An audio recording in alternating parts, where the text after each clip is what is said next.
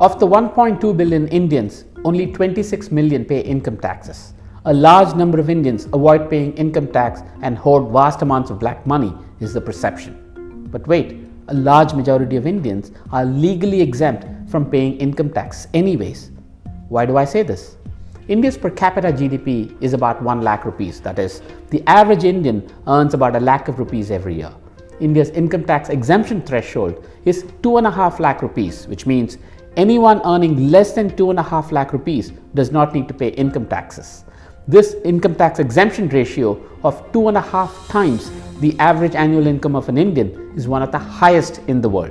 For example, in China, the average Chinese earns 50,000 yuan, but anyone earning more than 18,000 yuan will have to pay income taxes in China. China's ratio is 0.4, America's ratio is 0.2, Japan's ratio is 0.5, Brazil 0.8, Argentina 0.9. On average, most countries in the world have an income tax exemption threshold that is half their per capita GDP.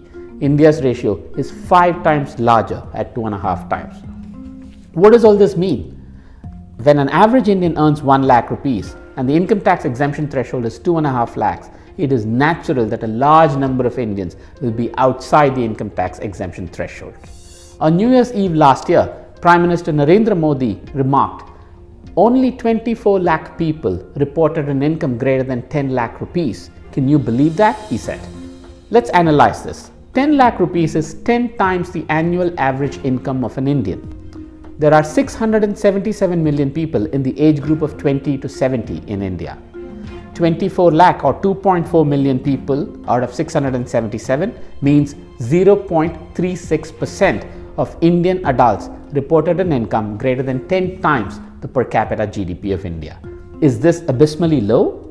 In the US, for example, only 0.9% of all Americans reported an income greater than 10 times their per capita GDP.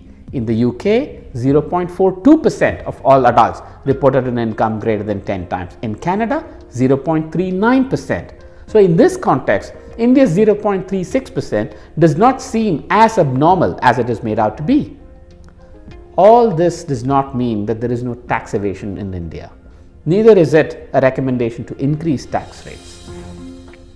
It is merely to point out that given the large majority of poor people in India and the very high income tax exemption threshold, perhaps these are reasons why less than 3% of Indians pay income taxes.